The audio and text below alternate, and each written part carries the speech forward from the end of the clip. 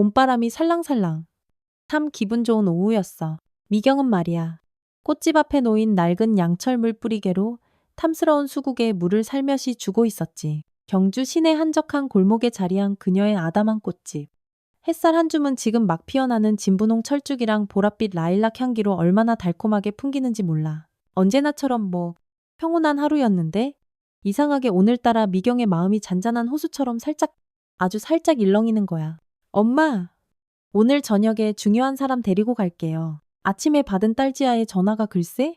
자꾸만 귓가에 맴도는 거 있지. 지아가 1년 전 유학을 떠나 만난 남자친구를 소개하겠다지 뭐야. 그것도 결혼까지 생각하는 사이라고. 어머나. 미경은 자기도 모르게 손바닥을 쓱 내려다봤어. 아이고. 나이가 벌써 60을 바라보는데도 꼬치를 평생 하다 보니 거칠어진 손마디가 파르르. 가늘게 떨리는 것 같았지? 괜스레. 마음이 싱숭생숭하네. 정말. 미경은 빗자루로 꽃집 바닥에 떨어진 마른 꽃잎들을 쓸면서 혼잣말을 했단다. 이혼한 지 벌써 20해가 넘었지.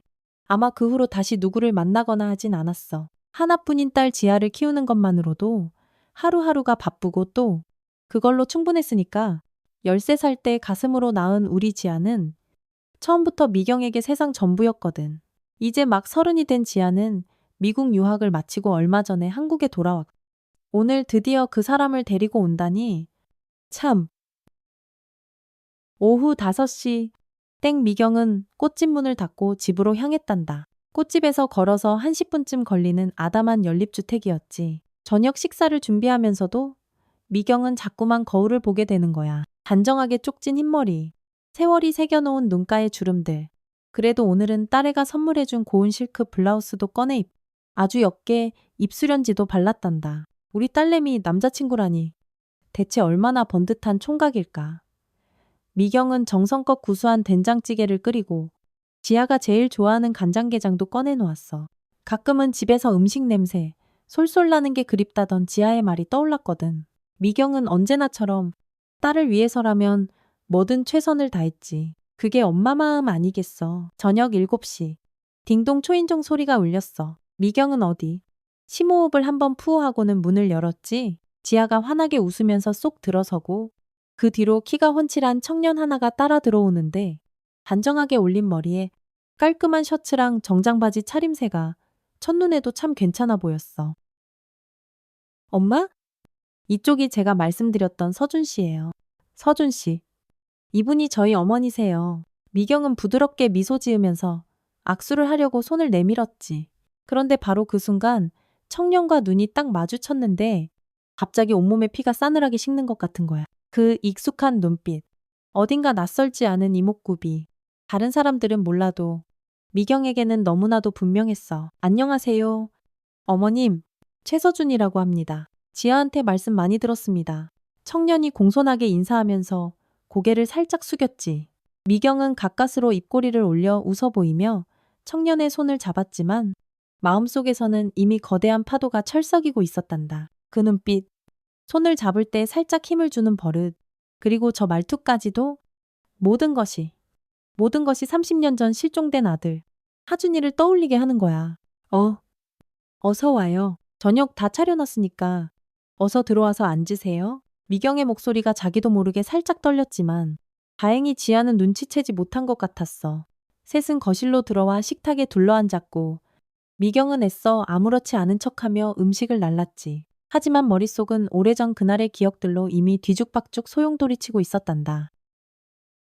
하준이는 미경의 첫 결혼에서 낳은 아들이었어. 7살 때 온 가족이 강릉으로 여행을 갔다가 글쎄 그 푸르던 바닷가에서 잠깐 한눈판 사이에 사라져버렸지.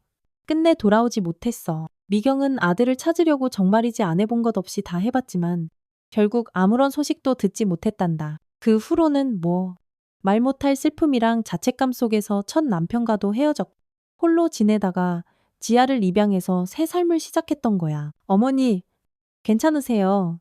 얼굴이 좀 창백해 보이셔요.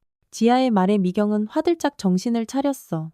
서준이가 걱정스러운 눈빛으로 미경을 바라보고 있었는데 그 표정마저도 하준이 어릴 적 모습이랑 어쩜 그리 똑 닮았는지. 괜찮아.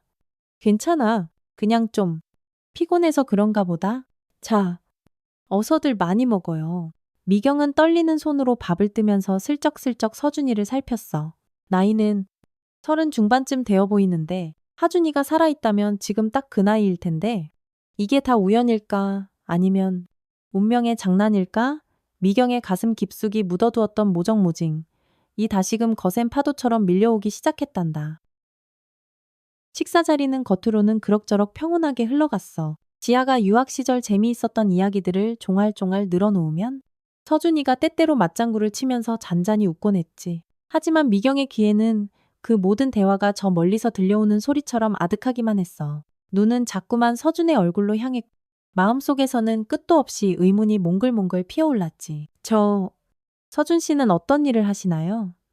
미경이 떨리는 목소리로 겨우 물었어. 서준이는 지아를 한번 바라보며 빙긋 웃었지. 아, 저는 건축 설계 일을 합니다. 미국에서 건축학 석사 과정 마치고 최근에 한국으로 돌아왔어요. 지아 씨와는 거기서 만났고요. 어머 엄마, 서준 씨가 얼마나 능력 있는지 아세요? 그 유명한 해오름 건축 디자인 공모전에서 대상을 받았다고요? 대단하죠.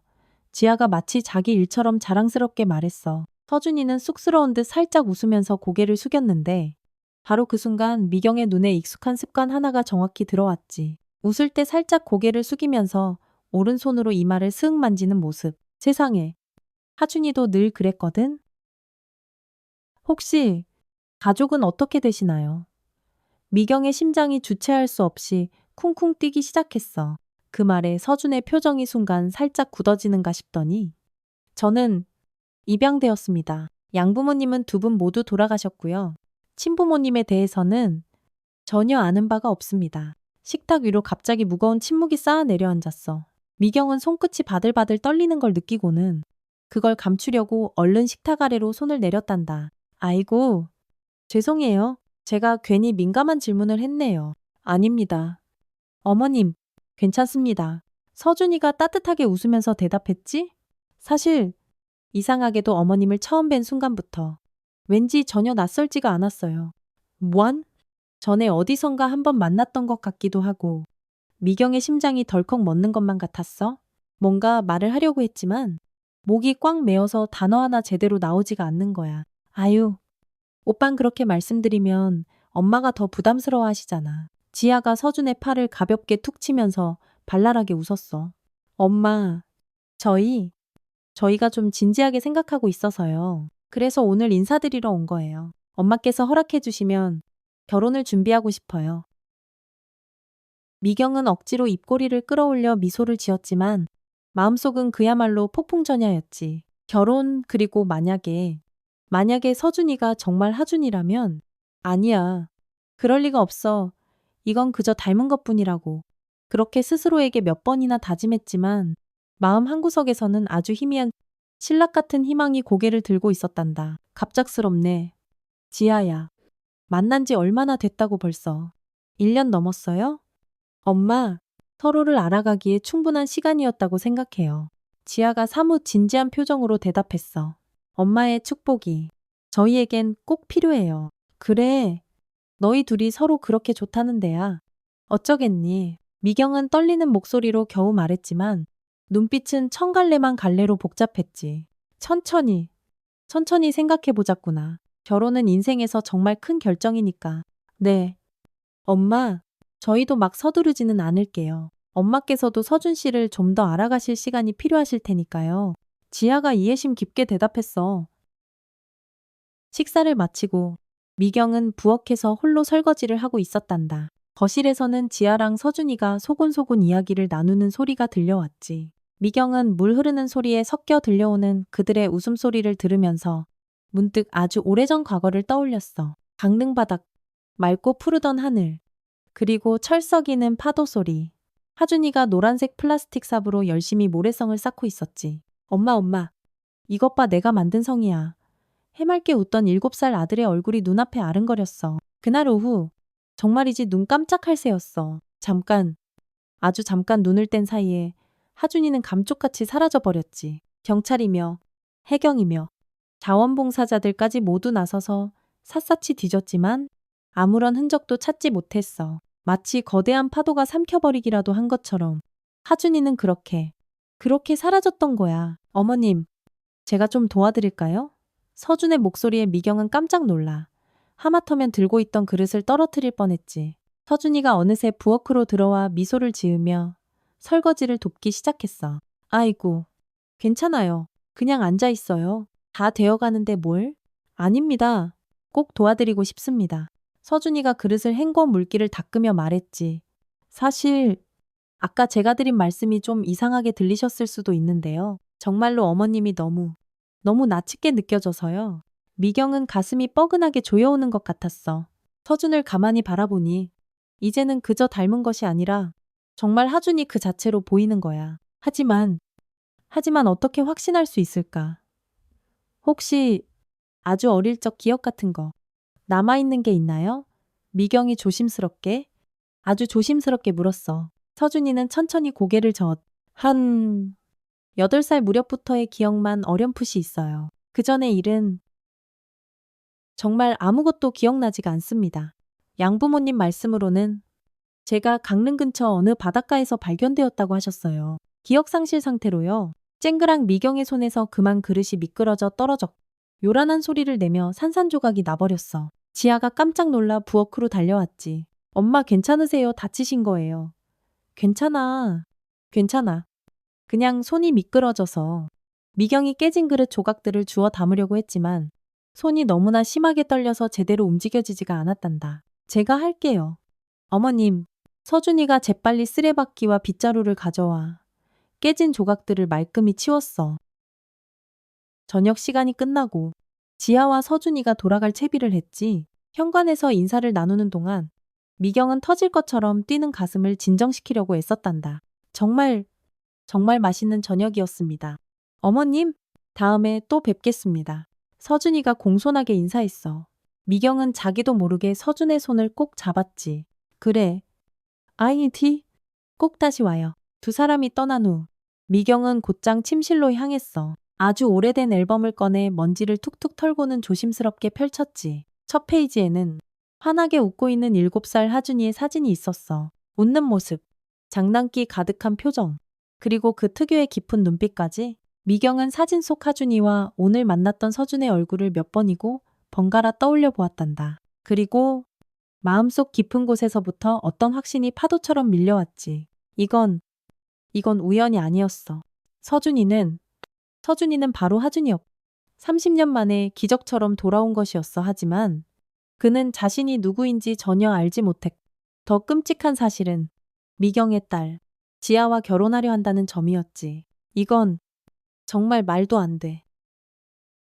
다음 날 아침 미경은 거의 뜬 눈으로 밤을 새운 채 무거운 발걸음으로 꽃집으로 향했어. 평소 같으면 알록달록한 꽃들의 향기와 그 빛깔이 그녀를 기분 좋게 했겠지만 오늘만큼은 그 어떤 아름다움도 마음에 와닿지가 않았지. 미경의 머릿속은 오직 단 하나의 생각뿐이었어. 무슨 일이 있어도 그 진실을 확인해야 한다는 것. 꽃집 문을 열고 들어서자마자 단골 손님인 정 여사가 그녀를 기다리고 있었지. 어머? 미경 씨, 안색이 왜 이렇게 안 좋아? 어디 아픈 사람 같네. 무슨 일 있어? 정 여사가 걱정스러운 얼굴로 물었어. 미경은 억지로 입꼬리를 올려 웃어 보이며 고개를 저었단다. 아니에요. 정 여사님, 그냥 어젯밤에 잠을 좀 설쳤더니 그러네요. 어제 주문하신 꽃다발. 여기 예쁘게 준비해놨어요. 손님이 가고 난 뒤 미경은 서랍 깊숙한 곳에서 아주 오래된 명함 한 장을 꺼냈어. 최 반장. 하준이가 실종되었을 때 수사를 맡았던 경찰이었지. 이제는 정년퇴직을 했을 나이지만 그래도 도움을 청할 수 있는 유일한 사람이었어. 떨리는 손으로 전화번호를 눌러 몇 번의 신호음 끝에 익숙한 목소리가 들려왔지. 여보세요? 저 최 반장님 되십니까? 저 황미경입니다. 기억하실는지 모르겠지만 30년 전에 강릉에서 아들을 잃었던. 잠시 침묵이 흘렀고 곧이어 놀란 듯한 목소리가 수화기 너머에서 들려왔어. 황미경 씨. 아, 물론 기억하죠? 그럼요. 아니, 그런데 갑자기 무슨 일이십니까? 혹시 지금 잠깐 만나서 이야기 좀 나눌 수 있을까요? 아주 중요한 일이 생겨서요. 약속을 잡고 전화를 끊은 미경은 꽃집 문을 서둘러 닫았어. 오늘은 아무래도 일찍 문을 닫아야 할 것 같았거든. 오후 2시, 미경은 시내 한적한 찻집에서 최 반장을 만났어. 예순이 훌쩍 넘은 나이에도 여전히 그 눈빛만큼은 날카로운 그는 미경을 보자마자 단번에 알아보았지.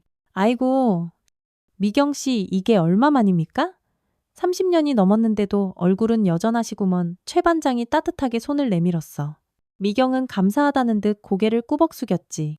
이렇게 급하게 연락드렸는데도 와주셔서 정말 감사합니다. 아직도 저희 하준이 사건을 기억하고 계실 줄은 몰랐어요. 에이, 그걸 어떻게 잊겠습니까? 내 평생 형사 생활하면서 가장 안타깝고 가슴 아팠던 미제 사건이었는데요. 최 반장의 눈에 잠깐이지만 깊은 슬픔이 스쳐 지나갔어.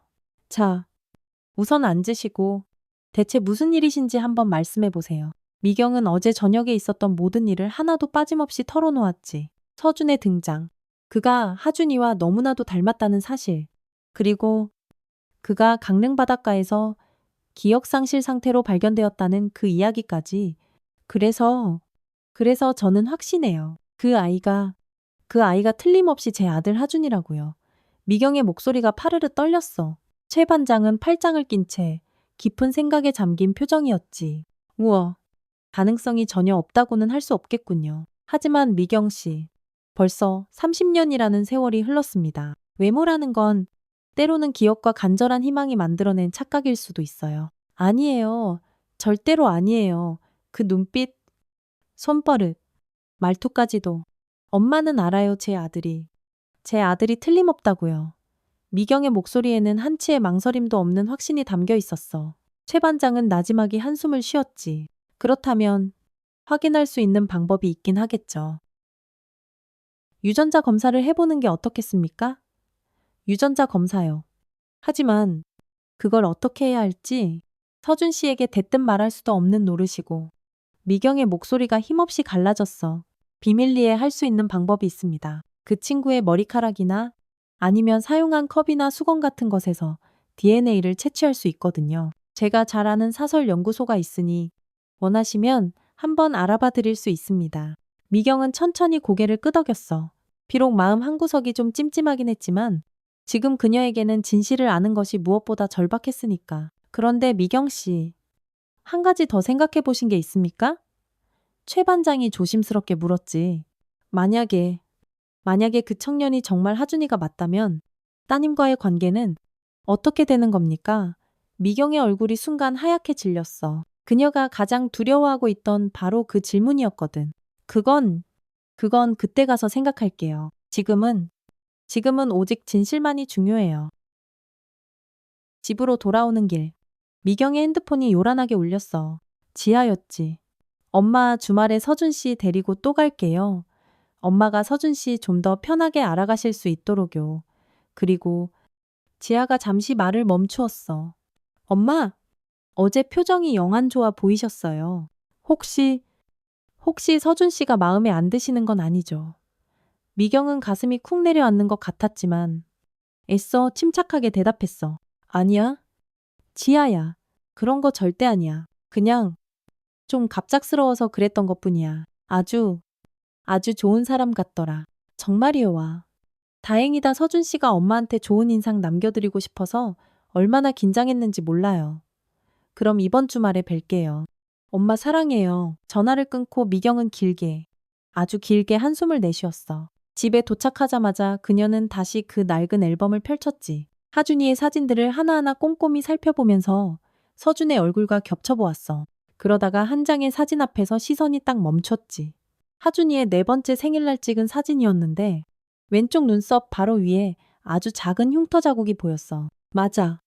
장난치다가 테이블 모서리에 콩 부딪혀서 생긴 상처였지. 미경은 서준의 얼굴을 다시 떠올려 보았지만 그런 흉터가 있었는지는 도무지 기억나지 않았어. 이건 정확히 확인해 봐야 했지? 주말이 되었고 약속대로 지아와 서준이가 미경의 집을 찾아왔어. 미경은 지난번보다 훨씬 더 침착하게 두 사람을 맞이했지. 어서 와. 우리 딸, 서준 씨도 반가워요. 서준은 환하게 웃으며 인사를 했고 미경은 그의 얼굴을 아주 유심히 살폈어. 그리고 마침내 발견했지. 왼쪽 눈썹 바로 위에 아주 희미하지만 분명한 흉터 자국을 세월이 많이 흘러서 옅어지긴 했지만 여전히 그 자리에 남아 있었어. 어머, 서준 씨. 그 눈썹이 흉터는 어떻게 생긴 거예요? 미경이 마치 아무것도 아니라는 듯 슬쩍 물었어. 서준은 살짝 놀란 듯 했지만 이내 웃으며 대답했지. 아, 이거요. 어릴 때 다친 건데. 사실 저도 어떻게 다쳤는지는 전혀 기억이 없어요. 양부모님 말씀으로는 제가 처음 왔을 때부터 있었다고 하시더라고요. 미경의 심장이 미친 듯이 빠르게 뛰기 시작했어. 또 하나의 증거였어. 이건 틀림없어. 저녁 식사를 하는 동안 미경은 서준의 작은 습관들을 하나하나 주의 깊게 관찰했어. 수저를 쥐는 독특한 방식, 물을 마실 때 살짝 고개를 뒤로 젖히는 버릇, 웃을 때 눈가에 자글자글 생기는 주름까지. 그 모든 것이, 정말 모든 것이 하준이를 떠올리게 했지. 식사가 끝나고 서준이가 잠시 화장실에 간 사이 미경은 재빨리 그가 사용한 물컵을 작은 비닐봉지에 조심스럽게 넣었어. 유전자 검사를 위해서였지. 지아가 거실에서 잠시 통화하는 틈을 타서 미경은 그 봉지를 자기 방 깊숙한 곳에 숨겼단다. 엄마, 이번에는 표정이 한결 나아 보이시네요. 지아가 설거지를 돕던 미경의 옆에 다가와 살며시 말했어. 미경은 부드럽게 미소를 지었지. 그래, 우리 서준 씨가 보면 볼수록 참 좋은 사람 같구나. 너희 둘이 행복해 보여서 엄마도 정말 다행이야. 지아는 기쁨에 겨운 듯 엄마를 와락 안았어. 하지만 미경의 마음속에는 여전히 날카로운 가시처럼 밝힌 의문과 불안이 함께 있었지. 만약 서준이가 정말 하준이라면 대체 어떻게 해야 하는 걸까?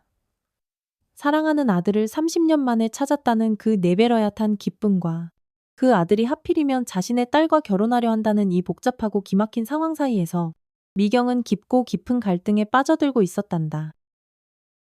그날 밤, 지아와 서준이가 돌아간 후 미경은 곧바로 최 반장에게 연락했어. 다음날 아침 일찍 만나기로 약속을 잡았지. DNA 샘플을 전달하고 가능한 한 가장 빨리 결과를 알아봐 달라고 신신당부를 했어. 깊은 어둠 속에서 미경은 잠 못 이루고 천장만 멀거니 바라보며 생각했지. 이 모든 것이 과연 운명일까 아니면 그저 잔인한 장난일까. 30년이라는 긴 세월 동안 그녀의 가슴속 깊이 묻어두었던 모성이 다시 거대한 폭풍처럼 일어나고 있었어. 하지만 그 폭풍이 어떤 결과를 가져올지는 미경조차 감히 예측할 수 없었단다. 최 반장과의 만남 이후 미경의 하루하루는 마치 멈춰버린 시계 속을 걷는 것처럼 더디게만 느껴졌어. 유전자 검사 결과가 나오기까지는 최소한 일주일은 걸릴 거라고 했지. 그 일주일이 글쎄 미경에게는 지난 30년보다 훨씬 더 길고 아득하게 느껴졌단다. 꽃집에서 향긋한 꽃들을 다듬는 동안에도 밤에 뒤척이며 잠자리에 들 때조차도 미경의 머릿속은 온통 서준이와 하준이 그 두 이름으로 가득 차 있었지. 낡은 사진첩을 수십 번도 더 펼쳐보며 두 얼굴을 비교했지만 이미 그녀의 마음속에서는 어떤 거대한 확신이 무럭무럭 자라나고 있었어. 그래, 그 아이는 틀림없이 내 아들 하준이가 맞다고. 수요일 오후였어. 꽃집 문에 달린 작은 종이 딸랑 하고 울리더니 지아가 불쑥 들어왔지. 엄마 저 왔어요. 깜짝 방문. 지아가 해맑게 웃으며 말했어. 미경은 순간 가슴이 철렁 내려앉는 것 같았지만 애써 태연하게 미소를 지었지. 어머나, 우리 딸이 오늘은 또 웬일이래. 회사 바쁘지 않았어. 네, 잠깐 짬이 나서요. 그리고 엄마한테 보여드릴 게 있어서 왔어요. 지아가 가방에서 작은 상자 하나를 조심스럽게 꺼냈어. 이거 서준 씨가 엄마께 꼭 전해드리라고 했어요. 지난번에 엄마가 꽃을 너무너무 좋아하시는 것 같다고 특별히 주문 제작했대요. 미경은 떨리는 손으로 조심스럽게 상자를 열었어. 안에는 영롱한 빛깔의 유리 꽃병이 들어있었지.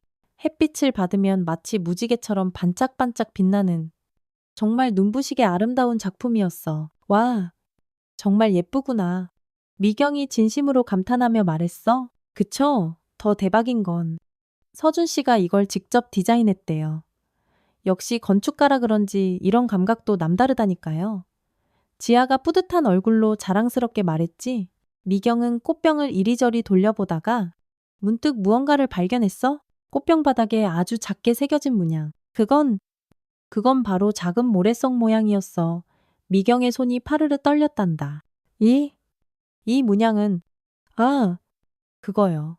서준 씨 말로는 자기 시그니처 같은 거래요. 아주 어릴 적부터 이상하게 모래성 만드는 걸 그렇게 좋아해서 자기 작품에는 가끔 이런 문양을 넣는다고 하더라고요. 근데 왜 그러세요?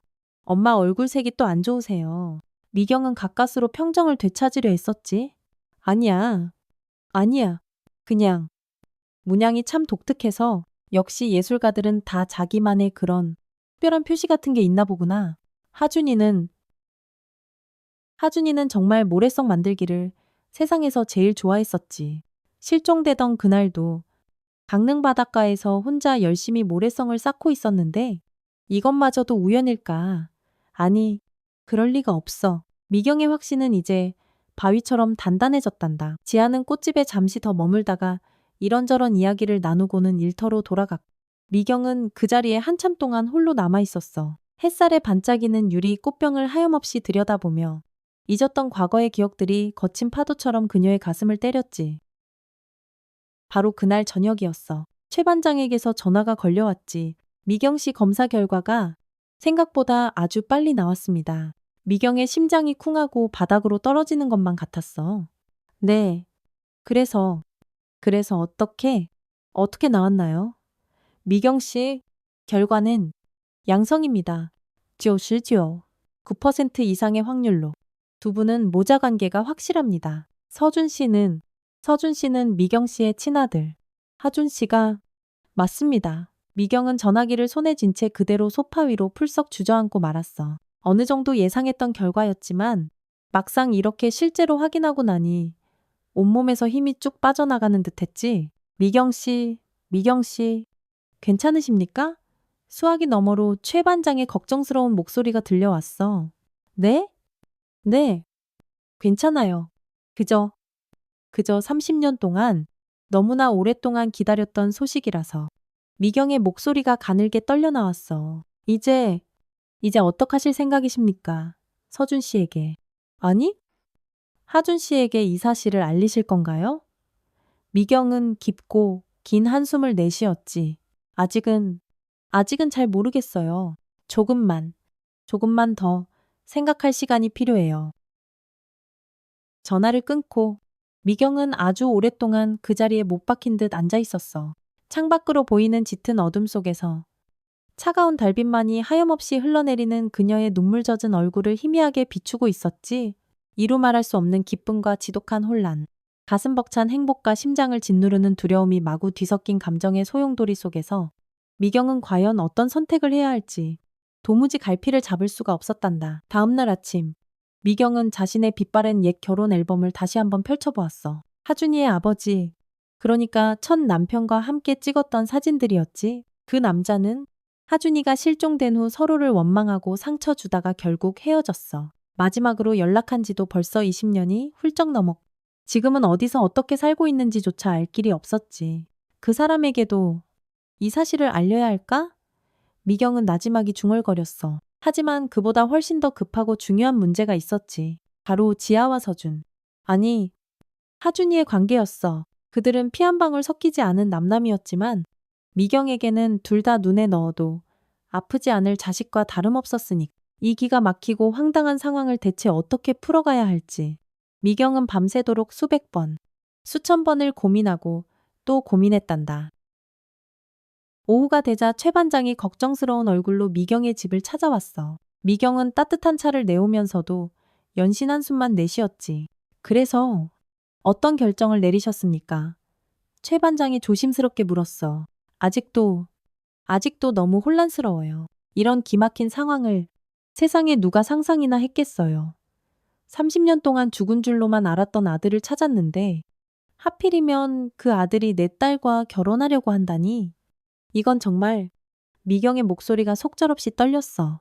미경 씨, 제 짧은 생각으로는 그래도 진실을 알려야 할 것 같습니다. 물론 두 사람이 혈연 관계는 아니라고 하지만 이런 식으로 모든 것을 숨기고 시작하는 결혼은 나중에 분명 더 큰 문제를 일으킬 수 있습니다. 미경은 힘없이 고개를 끄덕였지만 마음속 깊은 곳에서는 여전히 두려움이 파도처럼 밀려왔. 그런데 대체 어떻게 말을 해야 할지. 제가 만약 네가 바로 내 아들 하준이다라고 말하면 그 아이는 또 얼마나 큰 충격을 받겠어요. 그리고 우리 지아는 또 어쩌고요? 천천히, 아주 천천히 접근하는 게 좋겠죠. 우선 서준 씨에게 먼저 조심스럽게 이야기를 해보는 건 어떻겠습니까? 그리고 나서 함께 지아 씨에게 차근차근 설명하고 한참 동안 대화가 이어지던 중이었어. 갑자기 현관문이 벌컥 열리는 소리가 들렸지. 엄마 저 왔어요? 맑고 경쾌한 지아의 목소리였어. 미경과 최 반장이 동시에 깜짝 놀라 고개를 돌렸을 때 지아가 환하게 웃으며 거실로 들어서고 있었지. 그리고 세상에 그 뒤에는 서준이가 함께 서 있는 게 아니겠어. 서준 씨가 오늘 일찍 퇴근했다고 해서 같이. 지아의 말이 중간에 딱 끊겼어. 엄마 옆에 앉아있는 낯선 남자를 보았기 때문이지. 엄마. 이분은 미경은 너무나 당황한 나머지 얼굴이 하얗게 질린 채 자리에서 벌떡 일어났어. 아, 아. 이분은 그러니까 최 반장님이라고. 그냥 엄마의 오랜 친구 분이셔? 최 반장이 상황을 대충 눈치채고는 가볍게 고개를 숙이며 인사했지. 반갑습니다. 저는 미경 씨의 오랜 지인입니다. 지아는 어딘가 좀 의아한 표정이었지만 그래도 예의 바르게 꾸벅 인사를 했어. 서준 역시 공손하게 인사를 건넸지만 그의 눈빛에는 어쩐지 묘한 의문이 스쳐 지나가는 것 같았지. 어색하고 불편한 침묵이 잠시 거실을 감쌌어. 미경은 머릿속이 그야말로 새하얗게 비어버리는 것 같았지. 이건 너무나 갑작스러운 상황이었으니까 저는 그럼 이만 가보겠습니다. 최 반장이 재빨리 상황을 파악하고 자리에서 일어섰어. 나중에 다시 연락드리겠습니다. 미경 씨, 최 반장이 떠난 후 거실에는 더욱더 묘한 긴장감이 싸늘하게 감돌았어. 지아가 걱정과 의심이 뒤섞인 눈빛으로 엄마를 가만히 바라보았지. 엄마, 대체 무슨 일 있으세요? 아까 그분 경찰서에서 본 것 같은데? 혹시 무슨... 아니야? 아니야. 지아야. 그런 거 절대 아니야, 그냥. 아주 오래전 일로 잠깐 조언을 구할 게 있어서 만났던 것뿐이야. 미경은 가까스로 그렇게 대답했지만 식은땀이 등줄기를 타고 주르륵 흘러내리는 것 같았어. 아주 오래전 일이요. 서준이가 조심스럽게 물었지. 미경은 서준과 정면으로 눈이 마주쳤고 바로 그 순간 가슴이 와르르 무너져 내리는 것만 같았어. 그는 누가 뭐래도 분명 미경의 아들 하준이었으니까 그의 깊고 슬픈 눈 속에서 30년 전 그 해맑게 웃던 7살짜리 아이의 모습이 아련하게 겹쳐 보였지. 엄마 왜 그러세요? 지아의 다급한 목소리에 미경은 화들짝 정신을 차렸어. 어어, 그래 배고프지 엄마가 얼른 저녁 준비할게. 너희 둘 힘들었을 텐데 거실에서 좀 쉬고 있어. 미경은 허둥지둥 부엌으로 향했지만 마음은 더욱더 복잡하고 혼란스러워졌어. 언제? 대체 언제? 그리고 어떻게 이 엄청난 진실을 말해야 할까? 그리고 그 진실이 이 세 사람의 삶을 또 얼마나 송두리째 뒤흔들어 놓을까? 생각하는 것만으로도 숨이 턱 막히고 두려웠단다. 저녁 식사가 끝나고 미경은 설거지를 하면서 애써 마음을 가다듬으려고 했어. 거실에서는 지아와 서준이가 작은 목소리로 도란도란 이야기를 나누고 있었지. 미경은 싱크대 물소리에 섞여 들려오는 그들의 정다운 웃음소리를 들으며 자신도 모르게 깊은 한숨을 내쉬었어. 어떻게 해야 하나? 정말 어떻게 해야 하는 걸까 지금? 지금 이대로 솔직하게 모든 진실을 말해야 할까? 아니면 조금만 더 기다려야 할까? 바로 그때였어. 서준이가 조용히 부엌으로 들어왔. 어머님, 제가 좀 도와드릴게요. 아, 괜찮아요. 거의 다 끝나가는데 뭘. 그래도 마무리는 제가 할게요. 서준은 부드럽게 웃으며 깨끗한 수건을 집어들었어. 그가 젖은 그릇을 정성스럽게 닦기 시작하는 모습에서 미경은 또다시 하준이의 어린 시절 모습을 보았단다. 서준 씨? 미경이 한참을 망설이다가 어렵게 입을 열었어. 혹시 아주 어릴 적 기억에 대해서 조금만 더 자세히 말해줄 수 있을까요? 서준은 그릇을 닦던 손을 잠시 멈추고 고개를 들었지? 그의 눈빛이 살짝 흔들리는 것 같았어. 갑자기 왜 또 그걸 물으시는 거예요? 아니, 그냥 좀 궁금해서요. 미경이 떨리는 목소리로 겨우 대답했어. 서준은 잠시 창밖을 바라보며 생각에 잠겼다가 천천히 이야기를 시작했지. 제가 기억하는 가장 오래된 일은 양부모님 댁에 처음 갔을 때예요. 그전에는 한동안 병원에 있었다고 하더군요. 제가 어느 바닷가에서 발견되었을 때 완전히 기억을 잃은 상태였대요. 아무도 저를 찾는 사람이 없어서 결국 입양되었다고 들었어요. 미경의 가슴이 미어지는 듯 아파왔어. 그들은 찾았어. 정말이지 밤낮으로 지쳐 쓰러질 때까지 찾았지만 결국 찾지 못했던 것뿐이었는데 가끔, 아주 가끔 꿈에서 바다가 보여요. 서준이가 나지막한 목소리로 계속해서 말했어. 넓은 모래사장에서 혼자 열심히 모래성을 쌓고 있는 꿈이죠. 그리고 누군가가 아주 다급하게 제 이름을 부르는 것 같은데 그 소리가 너무 희미해서 잘 들리지가 않아요. 그게 정말 제 기억인지 아니면 그냥 단순한 꿈인지 저도 잘 모르겠습니다. 미경의 눈에 뜨거운 눈물이 가득 고였지만 그녀는 필사적으로 그것을 감추려고 애썼어. 그럼 서준 씨는 행복했나요? 양부모님과 함께 지내면서 네, 두 분 모두 정말 좋으신 분들이셨어요. 비록 지금은 제 곁에 안 계시지만요. 서준이 쓸쓸하지만 따뜻한 미소를 지었어. 어머님, 그런데 왜 자꾸 저에 대해 이렇게 궁금해 하시는 거예요? 혹시 제가 뭔가 마음에 들지 않으시는 건가요? 지아 씨와의 결혼에 대해서 반대하시는 건 아니죠. 아니에요, 아니에요. 미경이 다급하게 대답했어. 절대 그런 건 아니에요. 그냥 서준 씨가 워낙 좋은 사람 같아서 그래서 더 많이 알고 싶었을 뿐이에요. 서준은 그제야 안도한 듯 환하게 웃었지. 와, 정말 다행이네요. 사실 전 어머님께서 절 좋아하실지 어떨지 내심 엄청 걱정했거든요. 어머님의 허락이 지아에게는 정말 세상 그 무엇보다 중요하니까요. 미경은 아무 말도 할 수가 없었어. 그저 희미하게 미소를 지으며 고개를 끄덕일 뿐이었지. 그날 밤, 지아와 서준이가 돌아간 후, 미경은 침대에 누워 밤늦도록 천장만 멀거니 바라보며 깊은 생각에 잠겼어. 최 반장의 말처럼 어떻게든 진실을 알려야 한다는 것은 알았지만 그 진실이 이 세 사람의 삶을 또 얼마나 엄청나게 바꿔놓을지 상상하는 것만으로도 너무나 무섭고 두려웠단다. 다음날 아침, 미경은 마침내 결심했어. 먼저 서준에게만이라도 따로 이야기를 해야겠다고. 지아에게는 아직 비밀로 하고 서준과 단둘이 만나서 천천히, 아주 천천히 진실을 알려주기로 마음먹었지. 떨리는 손으로 서준에게 전화를 걸었어. 서준 씨, 혹시 오늘 점심때쯤 잠깐 시간 좀 내줄 수 있을까요? 제가 따로 좀 드리고 싶은 말씀이 있어서요. 서준은 전화기 너머에서 잠시 놀란 듯 했지만 곧 차분하게 대답했.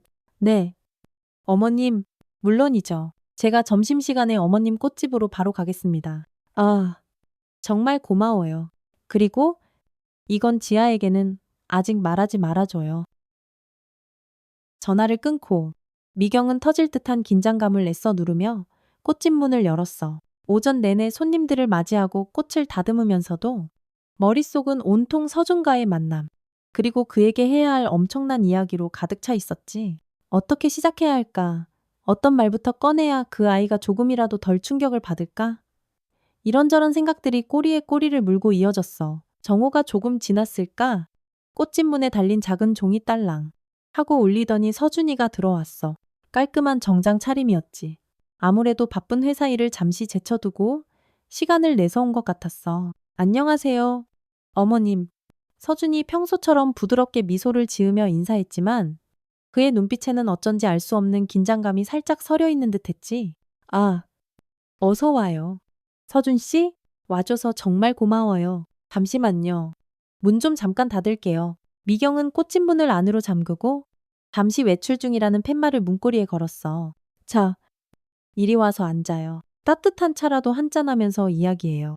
서준은 말없이 고개를 끄덕이며 꽃집 안쪽에 마련된 작은 테이블 의자에 앉았지. 미경은 미리 준비해둔 따뜻한 국화차를 따르면서도 대체 어떻게 이 무거운 대화를 시작해야 할지 몰라 가슴만 졸였단다. 어머님, 혹시 무슨 말씀을 하시려고 저를 보자고 하신 건지 궁금합니다. 서준이가 먼저 침묵을 깨고 입을 열었어. 혹시 지아 씨와의 결혼에 대해 아직도 걱정되시는 부분이 있으신 건가요? 미경은 떨리는 손으로 찻잔을 내려놓고는 깊게 숨을 한번 들이마셨어. 서준 씨, 제가 오늘 하려는 이야기는 결혼에 관한 그런 이야기가 아니에요. 그것보다 훨씬 더 중요하고 어쩌면 믿기 힘든 일일지도 몰라요. 미경은 조심스럽게 가방에서 아주 낡고 빛바랜 사진첩 하나를 꺼냈어. 바로 하준이의 어릴 적 사진들이 가득 담긴 그 앨범이었지. 이걸 좀 보여주고 싶어요. 미경이 떨리는 손으로 앨범을 펼쳤어. 서준은 어딘가 의아하면서도 불안한 표정으로 앨범 속 사진들을 가만히 바라보았지. 이 사진 속의 아이는 내 아들이에요. 하준이라고. 황하준. 미경의 목소리가 물기 어린 채 가늘게 떨렸어. 30년 전에 7살 때 강릉 바닷가에서 그만 실종되었어요. 서준의 표정이 순간 돌처럼 굳어졌어.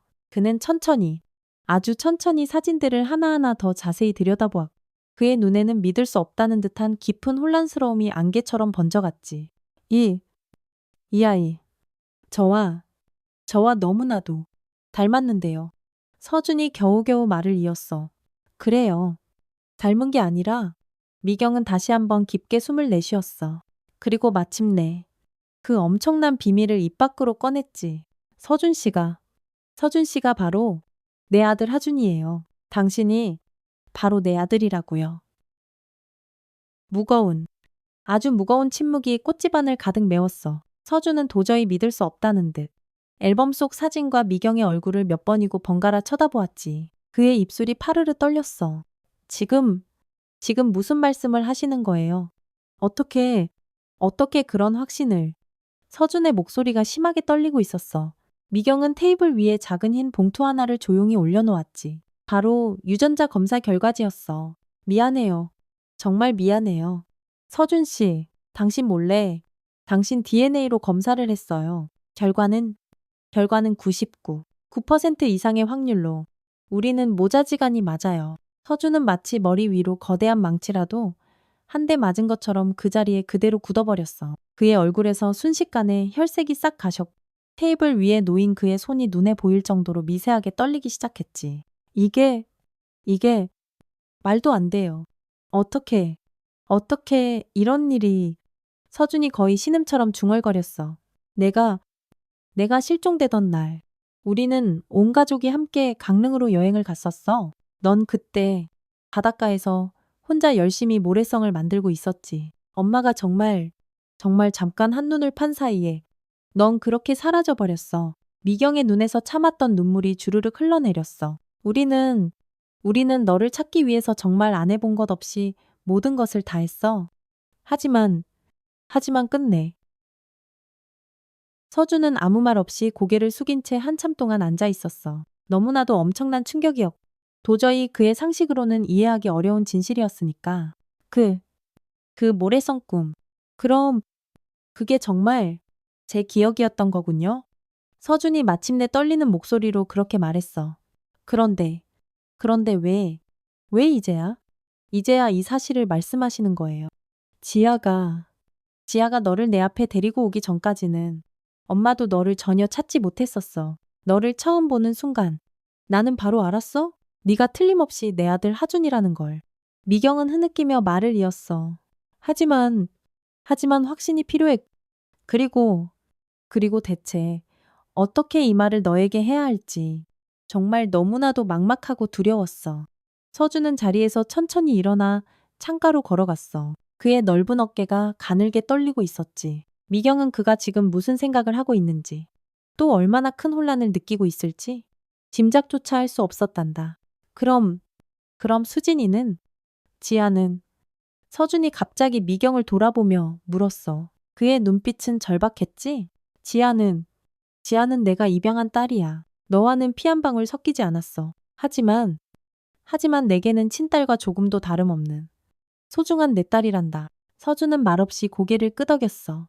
그의 눈에도 어느새 뜨거운 눈물이 가득 고여 있었지. 이 사실을 지아도 알고 있나요? 아니, 아직은 아무에게도 말하지 않았어. 너에게 가장 먼저 알리고 싶었거든. 서준은 다시 테이블로 천천히 돌아와 앉았어. 그는 낡은 사진첩을 다시 펼쳐들고 하준이의 어릴 적 사진들을 하나하나 아주 오랫동안 들여다보았지. 해맑게 웃고 있는 어린 자신의 모습. 그리고 너무나도 젊은 시절의 미경과 함께 찍은 빛바랜 가족 사진들. 기억이 아주 조금씩 돌아오는 것 같아요. 서준이 마치 혼잣말처럼 중얼거렸어. 모래성, 파도 소리, 그리고 누군가가 아주 애타게 내 이름을 부르던 그 소리. 하준아, 하준아. 미경은 떨리는 손을 뻗어 서준의 손을 가만히 잡았어. 30년 만에, 30년 만에 처음으로 아들의 손을 다시 잡아보는 바로 그 순간이었지. 뜨거운 눈물이 그녀의 볼을 타고 하염없이 흘러내렸어. 그럼 이제 우리는 어떻게 해야 하죠? 서준이 여전히 떨리는 목소리로 물었어. 지아에게는 우리가 어떻게 이 사실을 말해야 할까요? 미경은 힘없이 고개를 저었어. 아직은 엄마도 잘 모르겠어. 하준아. 하지만 우리가 함께 생각해 보자꾸나. 너도 이 모든 것을 받아들일 시간이 필요할 테니까. 서준은 깊고 긴 한숨을 내쉬었어. 그의 존재 자체가 완전히 뒤집혀버린 바로 그 순간이었지. 그는 이제 자신이 누구인지, 자신의 잃어버린 과거가 무엇이었는지 어렴풋이나마 알게 되었지만 그것이 현재 자신의 삶, 특히 사랑하는 지아와의 관계에 과연 어떤 엄청난 영향을 미치게 될지는 아직 감히 가늠조차 할 수 없었단다. 조금 시간이 필요할 것 같아요. 서준이 겨우겨우 말을 이었어. 이 모든 것을 제 스스로 받아들일 시간이요. 미경은 충분히 이해한다는 듯 고개를 끄덕였지. 그래. 알아.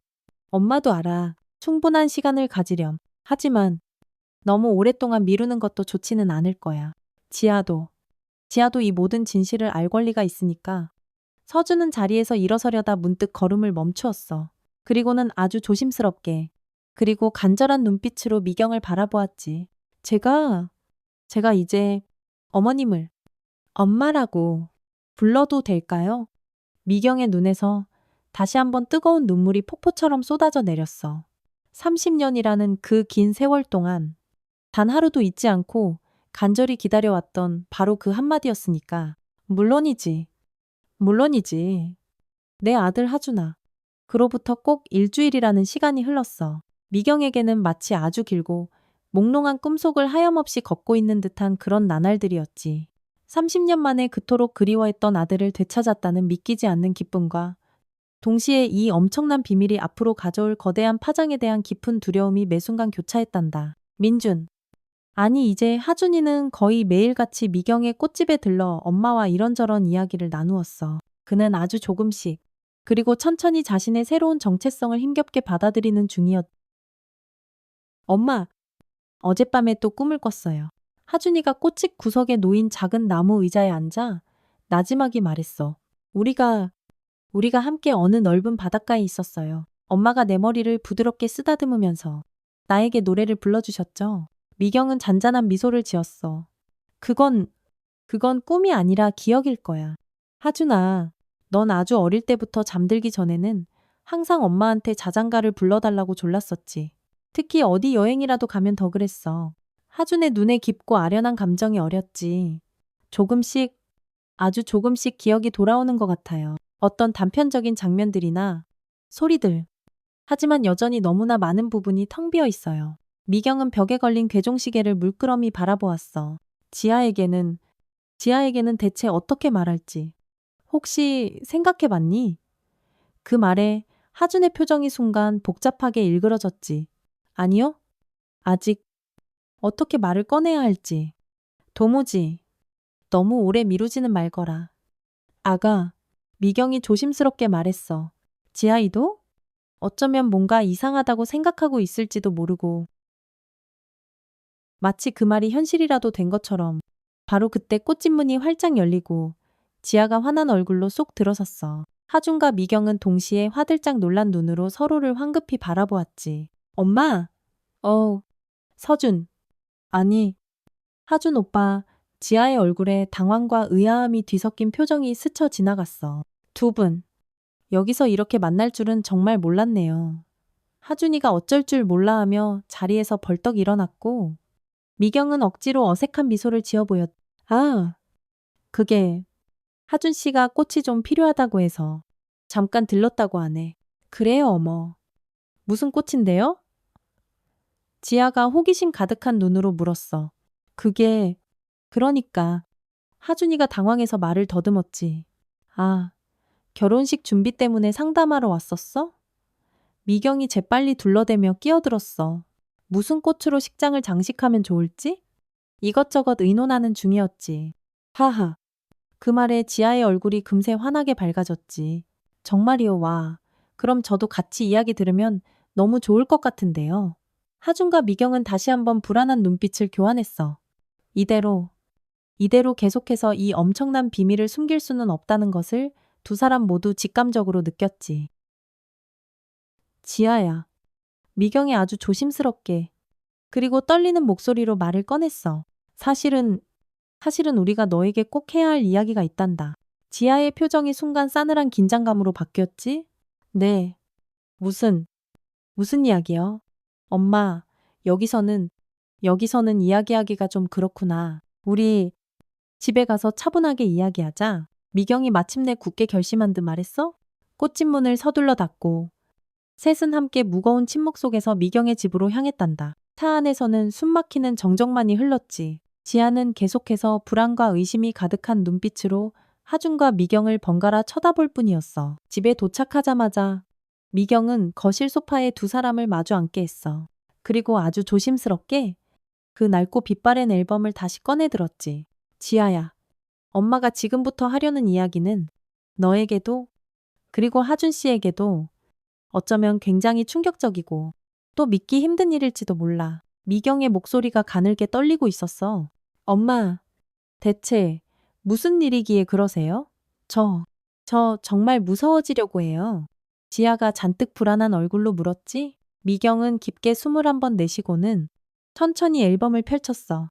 이 사진 속에 있는 이 아이는 내 아들, 하준이야.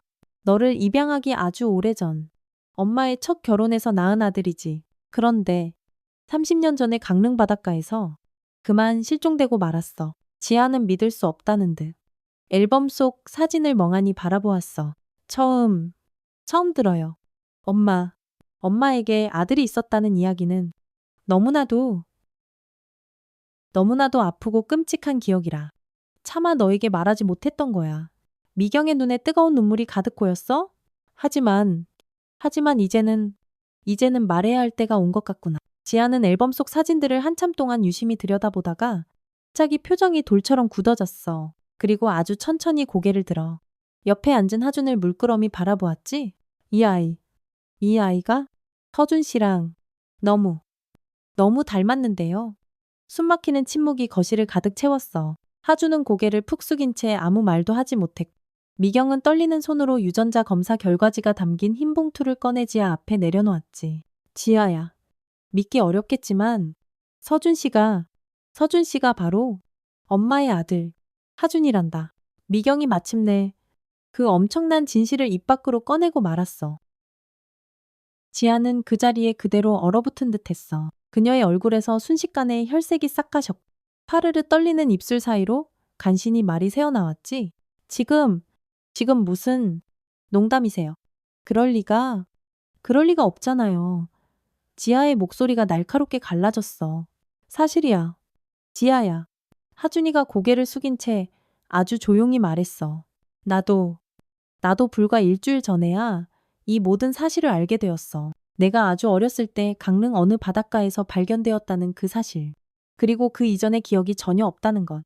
그 모든 조각들이 이제야 하나로 맞춰진 거야. 지아는 감당할 수 없는 충격에 휩싸인 채 자리에서 벌떡 일어났어. 이건 말도 안 돼요. 어떻게 이런 일이 여기 유전자 검사 결과야. 미경이 떨리는 손으로 봉투를 내밀었지만 지아는 마치 독이라도 본 것처럼 뒤로 한 발짝 물러섰어. 이런 식으로? 왜? 왜 지금까지 저한테 숨기셨어요? 두 분이서 그렇게 비밀리에 만나시고 저한테는 아무 말씀도 안 하시고 대체 왜? 지아의 목소리가 원망과 배신감으로 점점 더 높아졌어. 지아야, 그게 아니라 우리도 대체 어떻게 너에게 이 말을 해야 할지 정말 너무나도 막막하고 두려웠단다. 미경이 울먹이며 지아에게 다가가려 했지만 지아는 싸늘하게 한 발짝 더 뒤로 물러섰어. 그럼 우리는, 서준 씨와 나는, 우리는 대체. 지아의 눈에 공포와 절망이 뒤섞인 빛이 스쳤어. 너희는 절대로 혈연 관계가 아니야. 지아야, 미경이 다급하게 소리치듯 말했어. 내가 너를 가슴으로 낳았다는 건 너도 잘 알고 있잖니. 피 한 방울 섞이지 않았어. 지아는 그 말에 잠시 안도하는 듯 했지만 곧 다시 깊은 혼란에 빠진 표정이 되었지. 그래도 서준 씨가 엄마의 친아들이라면 그건 너무나도 복잡한 상황이잖아요. 하준이가 아주 조심스럽게 지아에게 다가섰어. 지아야, 나도 아직 이 모든 걸 제대로 이해하려고 애쓰는 중이야. 하지만 그렇다고 해서 우리의 감정까지 변한 건 아니잖아. 그렇지. 지아는 갑자기 와락 울음을 터뜨리고 말았어. 어떻게 변하지 않을 수가 있어요? 당신은 이제 내 오빠가 되어버렸는데, 법적으로는 그렇지 않아. 지아야. 하준이가 지아의 손을 잡으려고 했지만, 지아는 매몰차게 그 손을 뿌리쳤어. 그런 게 지금 중요한가요? 저는 도저히 받아들일 수가 없어요. 지아는 그대로 현관으로 뛰쳐나갔고, 문을 쾅 소리가 나게 닫고는 밖으로 사라져버렸어. 하준이가 당황해서 뒤따라 나가려고 했지만 미경이 다급하게 그의 팔을 잡았지. 하준아, 지금은 그냥 혼자 있게 해주는 게 좋을 것 같아. 그 아이도 너무나 큰 충격을 받았을 테니까. 하준은 절망적인 표정으로 굳게 닫힌 문만 하염없이 바라보았어. 제가 쫓아가 볼게요. 엄마, 아니, 하준아. 미경이 단호하지만 부드러운 목소리로 말했어. 지금은 그 아이에게도 생각할 시간이 필요해. 하준은 엄마의 말에 힘없이 따랐지만 그의 눈에는 깊은 고통과 슬픔이 가득했단다. 사랑하는 지아와 그리고 갑자기 찾게 된 친어머니 사이에서 그 역시 깊고 깊은 혼란에 빠져 있었지. 어쩌면 좋죠. 엄마, 하준이가 소파 위로 무너지듯 주저앉으며 중얼거렸어. 저와 지아의 관계는 이제 정말 어떻게 되는 거죠? 미경은 말없이 아들의 옆에 다가가 앉았어? 모르겠어. 엄마도 정말 모르겠구나. 하준아, 법적으로는 아무런 문제가 없다고 하지만 감정적으로는 분명 너무나도 복잡하고 힘들겠지. 30년 만에 엄마를 다시 찾았는데 하필이면 이런 식으로 만나게 되다니. 하준의 눈에 뜨거운 눈물이 방울져 흘러내렸어. 이게 대체 운명의 장난인가요? 아니면 그래도 축복인가요? 미경은 아무 말 없이 아들의 떨리는 손을 그저 꼭 잡아줄 뿐이었지. 우리가 이렇게 다시 만난 건 분명 축복이야. 아가, 하지만 어떤 축복에는 이렇게 가혹한 시련이 함께 따르기도 하는 법이지. 밤이 깊어갔지만 지아에게서는 아무런 연락도 오지 않았어. 미경은 걱정되는 마음에 여러 번 전화를 걸어보았지만 지아는 끝내 받지 않았지. 하준 역시 마찬가지였어. 걱정되네요. 지아 씨가. 하준이가 어두운 창밖을 하염없이 내다보며 말했어. 내일 아침에 엄마가 한번 찾아가 볼게. 미경이 굳게 결심한 듯 말했어. 오늘 밤은 그 아이도 혼자서 생각할 시간이 분명 필요할 거야. 다음날 아침 일찍 미경은 무거운 마음으로 지아의 아파트를 찾았어. 여러 번 초인종을 눌렀지만 안에서는 아무런 대답도 들려오지 않았지. 하지만 미경은 포기하지 않고 문 앞에서 계속해서 기다렸어. 한참이나 지났을까? 마침내 문이 아주 조금 열려 잔뜩 지치고 수척해진 표정의 지아가 나타났지. 들어오세요. 지아의 목소리는 밤새 울었는지 차갑고 낮게 가라앉아 있었어. 미경은 조심스럽게 아파트 안으로 들어섰지. 거실 소파에는 담요와 베개가 어지럽게 널려 있었고 지아의 두 눈은 울음으로 퉁퉁 붓고 새빨갛게 충혈되어 있었단다. 지아야. 미경이 안쓰러운 마음에 지아에게 다가가려 했지만 지아는 싸늘하게 거리를 유지했어. 왜 이제야 말씀하셨어요? 엄마는 모든 걸 다 알면서도 우리가 그렇게 만나는 걸 그냥 내버려 두셨잖아요. 지아의 목소리에는 깊은 원망과 배신감이 가득했어. 처음에는 엄마도 확신이 없었어. 지아야. 그리고 모든 것을 확인한 후에도 대체 어떻게 너에게 이 말을 해야 할지 정말 너무나도 막막하고 두려웠던 거야. 미경이 떨리는 목소리로 진심을 담아 대답했어. 너희 둘 다 상처받을까봐 그게 너무나도 두려웠어. 내 딸아. 지아는 깊고 긴 한숨을 내쉬었지. 이제 제가 어떻게 해야 하는 건지 정말 하나도 모르겠어요. 서준 씨를, 아니, 하준, 오빠를? 이제 제가 어떤 눈으로 봐야 할지 정말 모르겠다고요. 미경의 가슴이 미어지는 듯 아팠어.